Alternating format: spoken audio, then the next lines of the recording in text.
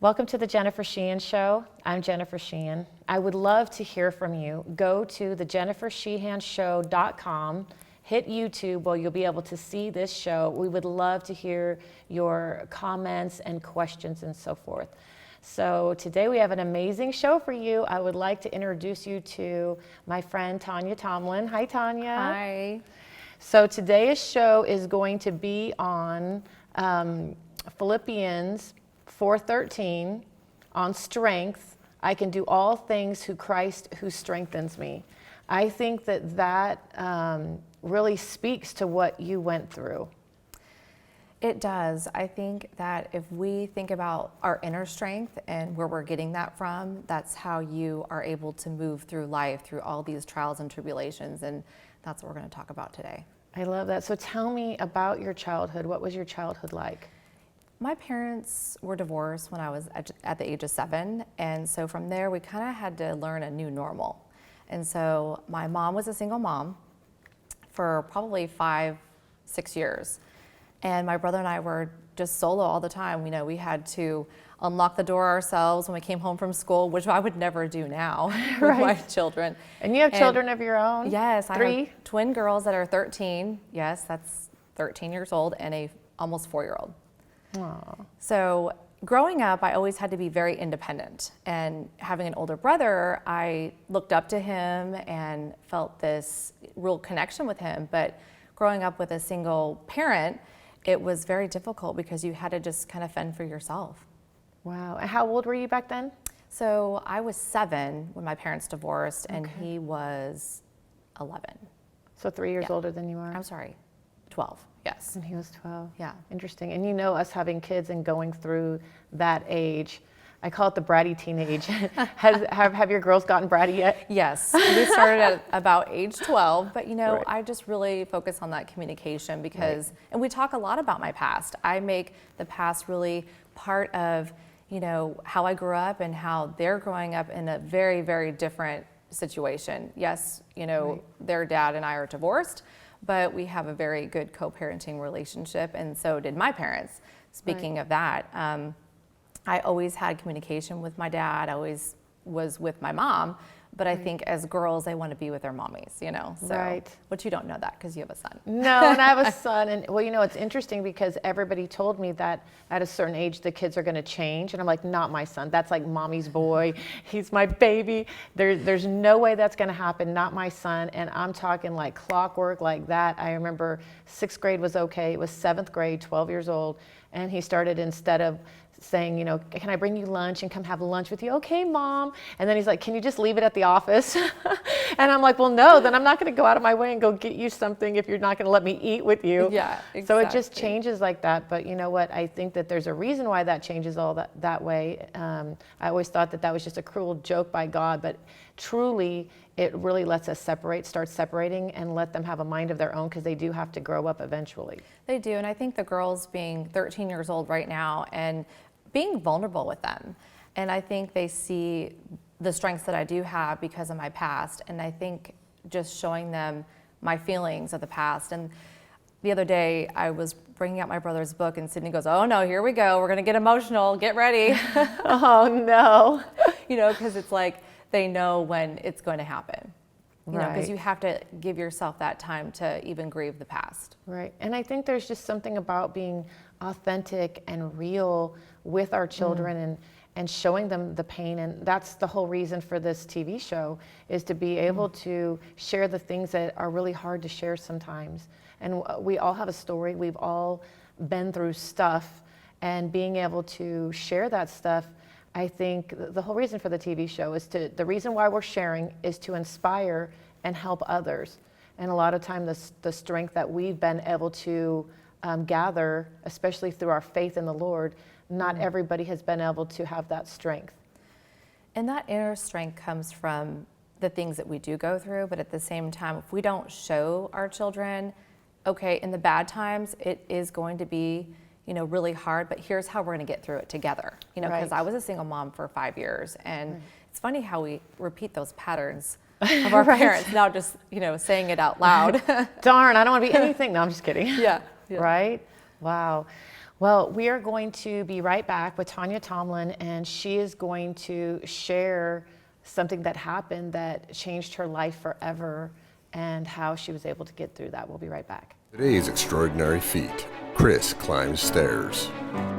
This may look easy, but with severe back pain, it's impossible.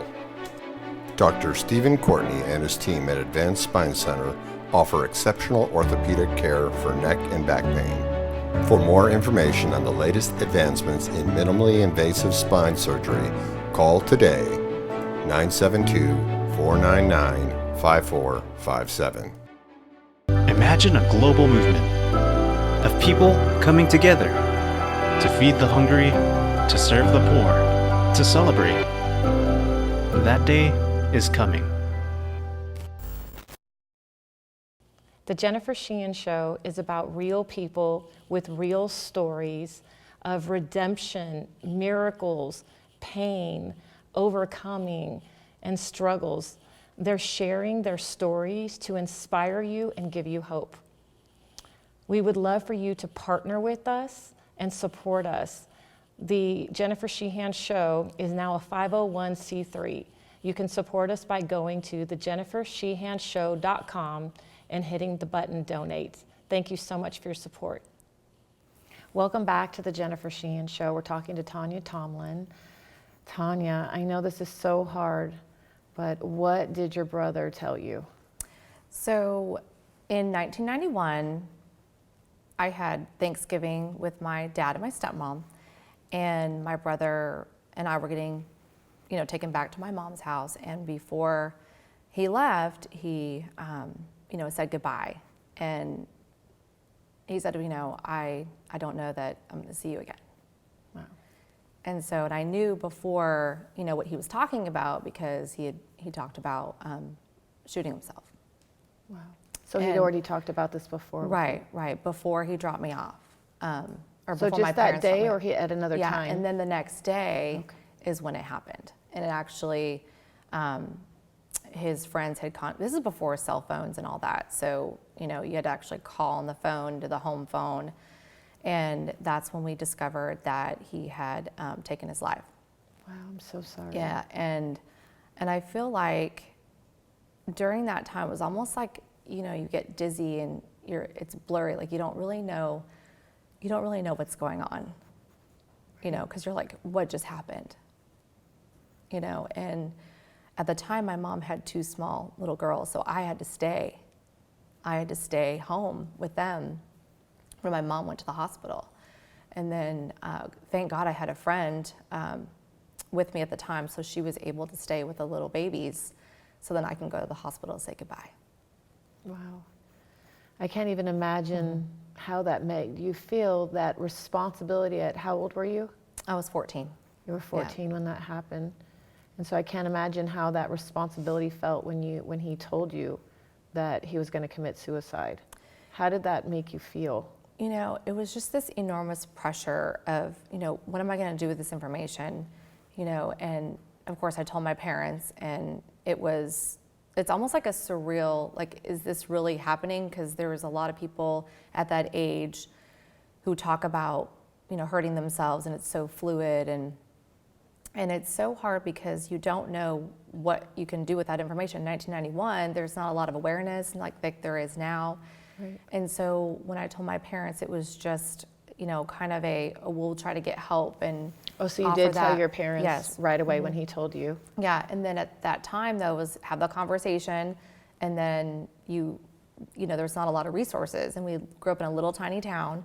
Right. So it was like the 6th floor. If you go to the 6th floor, you're like in this crazy psycho, ward. And it wasn't like a normal conversation. Like, do you want help? We'll get you help. But of course, everyone's going to say no. Right. I'm fine. I'll be fine. It's okay. And then when it actually happens, I don't have any regrets though about it, because I think that God gave me that peace and that forgiveness that I did what I was supposed to do And as a thank 14-year-old. God, at 14, you were so young. Thank God you took him serious. I did. And you went to your parents. Yeah. Because if you wouldn't have, that could have been such a regret. A regret, in your life. and I would feel this even heavier weight lifted or on me. And then because I didn't have that, it was lifted from me. And I know that in my heart and soul that if I didn't say anything, that it would eat me alive. Wow. And how long was it after you told your parents that he committed suicide, that he actually did it? You know, like I said, it's all kind of a blur, but it wasn't within maybe a week. Wow. You know, so, and this was such a long time ago that, you know, having to relive that and think about, you know, all those things I wanted to do with him. Right. You know, and just keeping his spirit alive. I'm so proud of you to come on my show. I know how hard this is for you. Yeah. I know how hard it is, girl, and Yeah. I'm just grateful to help others. Yeah, and You know what I mean? I would say that, you know, being vulnerable with your children, talking about these things, because I know that it makes a difference with my children because they feel my pain, they cry with me, Yeah.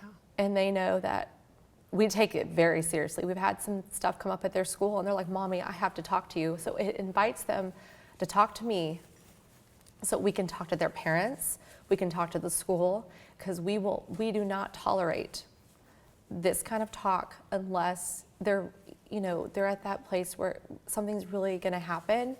And what if that happened to my child? What happened, you know, if one of their friends followed through with this? We take it very serious. When I say we don't tolerate it, I mean that we take it very seriously. Right. Because of what we went through. And so when I talk about it and I feel vulnerable and share these things with them, they know that I mean business. Right. We want to help somebody. So let's tell the counselors, let's tell, you know, the teachers, their parents. Right. How have you been able to find peace in this? You know, it took me a long time to find peace because I actually had to forgive my brother first. Wow. I could not continue to move forward. Because he And did this, told you first. and He you left had to me, go he through this abandoned and- me. You know, how could you do this? So you go and you have to forgive them first before you can move forward Right. with anything. And so it held me back a lot, but not for very long, because people who know me, it didn't take You and I very could long. be sisters for real. Yeah. Even my own husband's like, she kind of looks like you more than your own sister does. And I'm like, but our personalities, you're a strong woman with amazing Thank you. kids, strong mother. You have an amazing business that you've had for many years, and you're just an amazing woman all the way around. And Thank so I think that this has made you stronger. Would you say that it's made you stronger? Without a doubt. I mean, it has. I've come from a small little town to big city, Dallas, and all different crazy things in between, from suicide with my brother, you know, divorce and all that other stuff, and then remarried and working on just rebuilding your life through all of that. And without a doubt, faith first. I'm so proud of you. Thank you Thank for you. coming on the show and Thank you sharing so your much. heart and sharing your story. Yes, that was to harder than I thought it inspire was, others. was going to be. I'm proud of you, girl. Thank we you. will be right back with our next guest, who's going to share every mother's nightmare that this should not happen to anyone. We'll be right back on The Jennifer Sheen Show. I've always believed that trust is one of the greatest compliments someone can receive. When our clients trust our team to handle one of their largest financial decisions they'll ever make, we take that very seriously. Having been in the business for over 36 years, I know that trust does not come easily, it has to be earned. Our team is committed to providing the best real estate service possible, with the ultimate goal of having a seamless transaction and as little stress as possible. Let us show you why we are the best in the business. It takes a village to raise a kid and change the world. But today, we are more disconnected than ever. Computers and games, on-demand TV. Today, we are isolated behind screens. but our children still have the same problems. No self-esteem, no social skills, and lack of grit. As a teacher, the most difficult challenge we face is to teach kids who see no value in education. Ethos Village is a digital tool that engages kids, parents, and teachers. giving the group engaging tools to help kids build life skills. Ethos Village is designed by teachers for teachers, so we can engage parents and kids in a fun and entertaining environment. And this great curriculum is highlighted by experienced parents, professional athletes, and celebrities that tell the real life stories. Stories of struggle and success. That show kids, parents, and teachers the sky's the limit. Visit www.ethosvillage.com. Join the village, Ethos Village.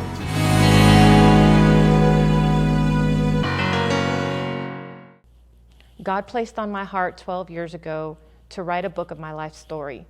I said, no way. First of all, I don't want my painful past out to the public. Second of all, I'm a horrible speller.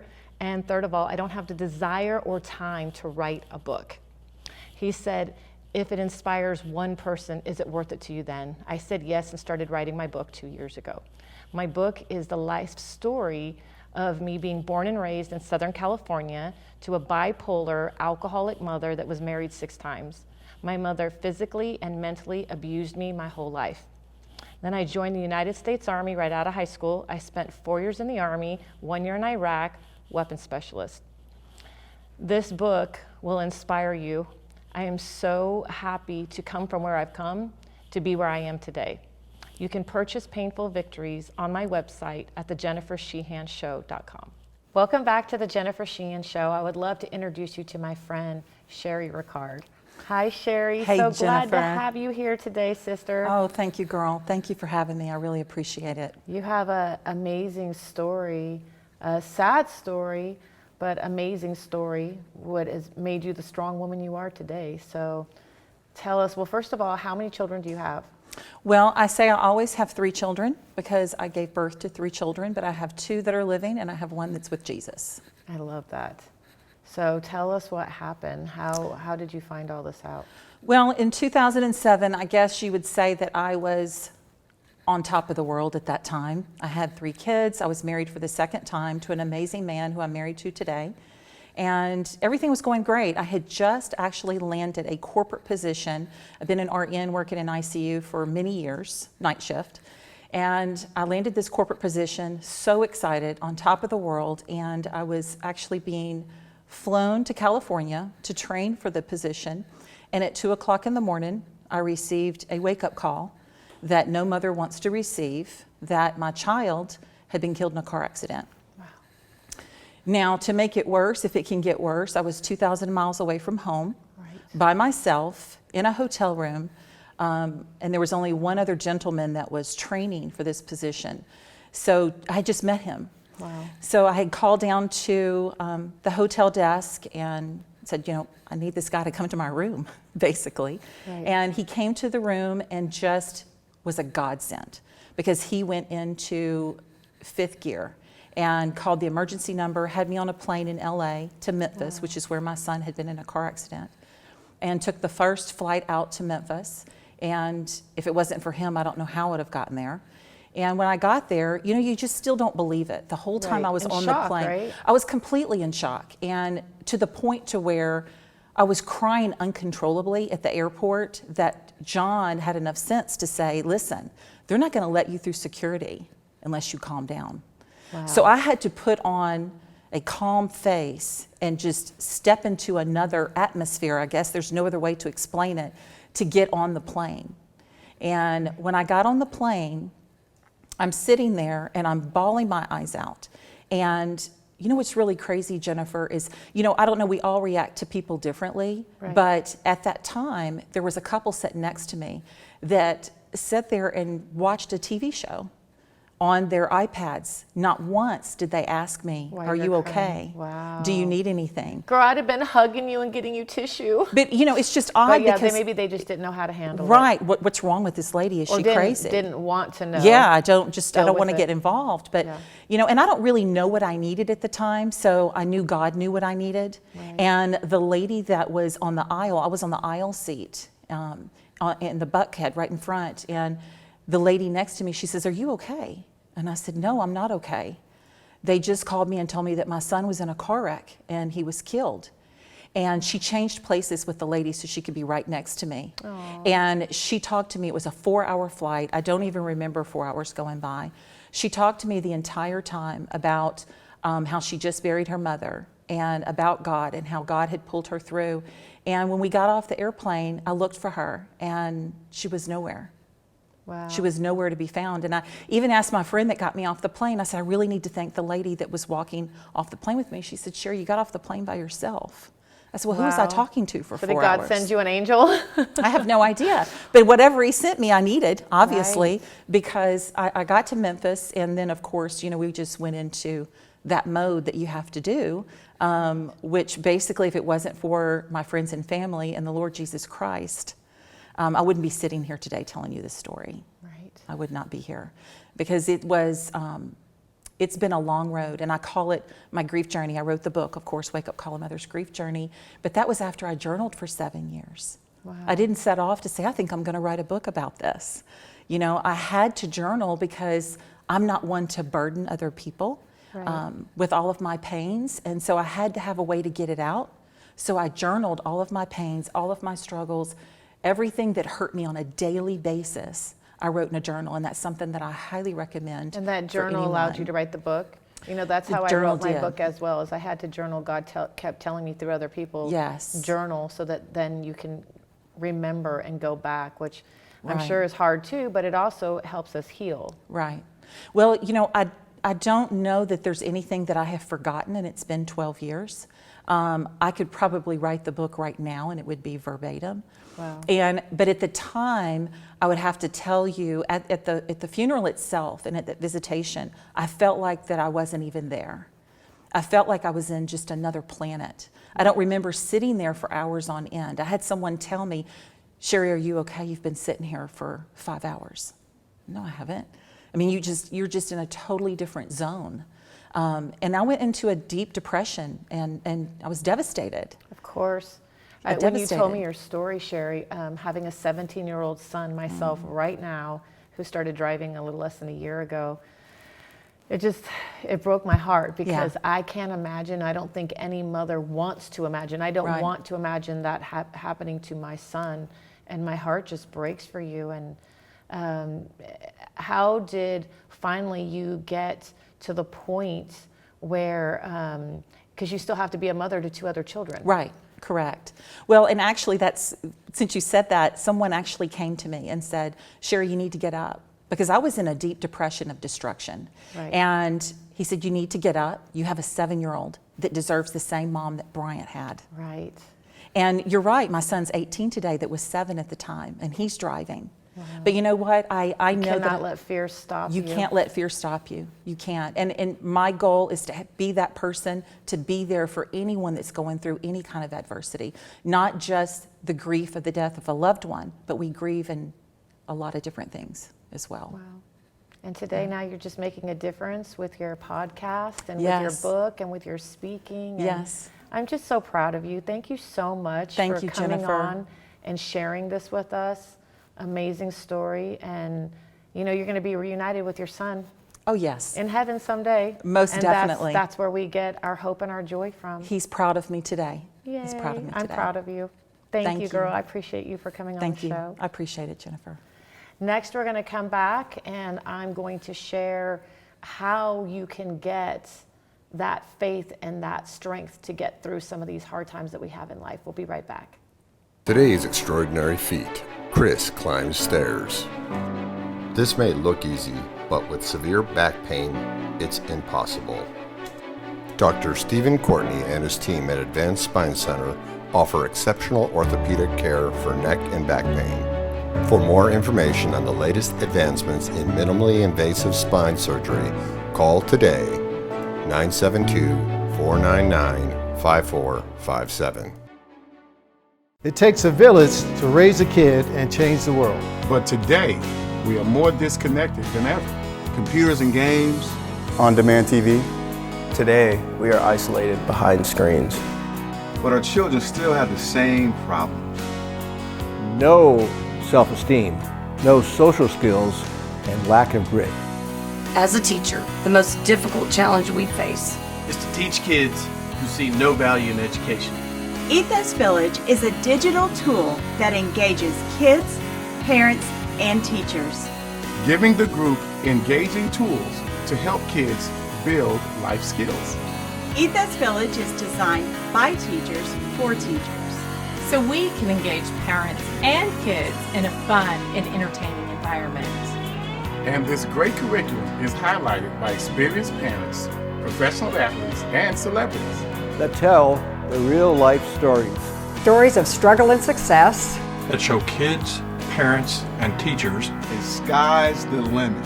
Visit www.ethosvillage.com. Join the village, Ethos Village.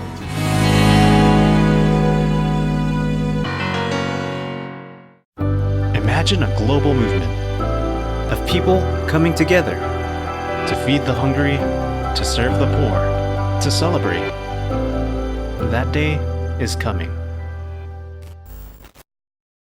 I've always believed that trust is one of the greatest compliments someone can receive. When our clients trust our team to handle one of their largest financial decisions they'll ever make, we take that very seriously.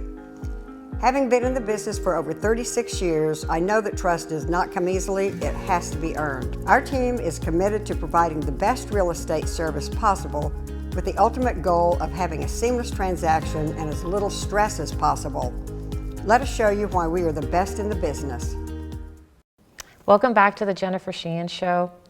This world can be unfair and harsh and hard, and things happen that are out of our control. Where I find my strength is in God and His Word. So I encourage you to read the Bible cover to cover, and I encourage you to lean on the Lord, who is the only one with the supernatural power that can help you. But if you have not prayed to receive Jesus Christ as your Lord and Savior, the Bible says He doesn't hear your prayers. So if you would like to pray to receive Jesus, pray with me right now. Jesus, I know you died on the cross for my sin. You rose again on the third day. Forgive me for my sin. I receive you as my Lord and Savior. Tune in next week for more incredible stories of people being able to overcome their pain. Thank you.